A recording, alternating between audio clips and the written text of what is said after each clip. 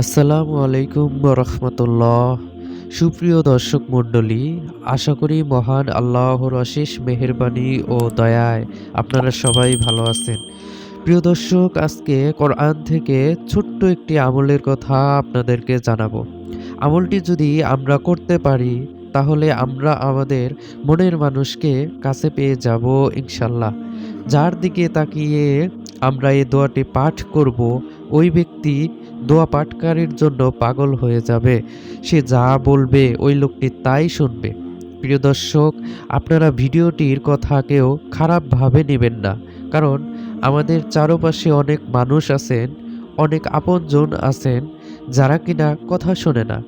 যেমন অনেক সন্তান আছে, তারা পিতামাতার কথা শোনে না। যদি যেতে বলে ডানে, বামে গিয়ে বসে থাকে। আমরা অনেক সময় স্বামী স্ত্রীর সম্পর্কের দিকে তাকালে দেখতে পারি অনেক স্বামী স্ত্রীর মধ্যেই মিল নেই। সবসময় তাদের মধ্যে ঝগড়া লেগেই থাকে। অনেক স্ত্রী আছে স্বামীর কথা শোনে না, আবার অনেক স্বামী আছে স্ত্রীর কথা শোনে না। এছাড়াও আরও অনেক প্রতিবেশী আছে যারা কিনা আপনার সাথে শত্রুতা করতে চায়, আপনার ক্ষতি করতে চায়। এইসব মানুষের সামনে গিয়ে দোয়াটি পাঠ করুন, আর ফলাফল কিছুক্ষণের মধ্যেই দেখুন। কোরআনের আমল, এতে সরিষা সমপরিমাণ সন্দেহ করার কোনো সুযোগ নেই।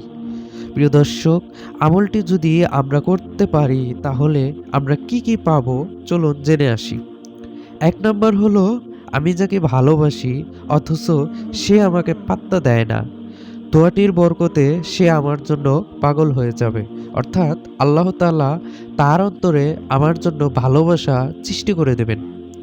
আমি যখন যা বলবো তাই সে করবে। স্বামী স্ত্রী যদি একে অপরের জন্য এই আমলটি করে, অর্থাৎ এই দোয়াটি পাঠ করে, তাদের দুজনের প্রতি দুজনের ভালোবাসা আরও আল্লাহ তাআলা বাড়িয়ে দিবেন।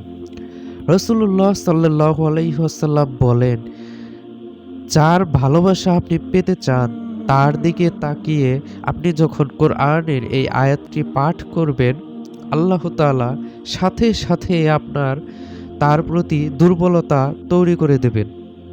কারণ কোরআনের ভিতর আল্লাহ তাআলা মানব জীবনের সমস্ত সমাধান রেখে দিয়েছেন।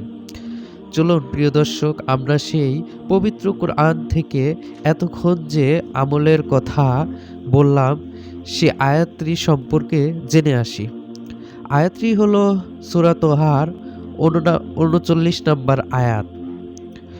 প্রিয় দর্শক, প্রথমে আমলটি করার আগে নিয়মটা বলে দিচ্ছি। আমলটি আপনারা করার পূর্বে অবশ্যই পাক পবিত্র অবস্থায় ওযু করে নেবেন। তারপর যার ভালোবাসা আপনি পেতে চান সামনে গিয়ে প্রথমে কয়েকবার দুরূদ শরীফ পাঠ করে নেবেন। এরপর আপনি মনে মনে ৩ বার পাঠ করবেন, ওয়া আলগাইতু আলাইকা মুহাব্বাতাম মিন্নি। এই ছোট্ট আয়াতটি পাঠ করে ৩ বার পাঠ করে ফু দিবেন, সে যেন বুঝতে না পারে। ইনশাআল্লাহ দেখবেন সে আপনার জন্য পাগল হয়ে যাবে। এখন যদি ওই মানুষটা আপনার সামনে না থাকে তাহলে আপনি কিভাবে আমলটি করবেন? আপনি পূর্বের ন্যায় সব কিছু ঠিকভাবেই আমলটি করতে থাকবেন, শুধু সেই মানুষটিকে আপনি কল্পনায় রেখে পড়তে থাকবেন।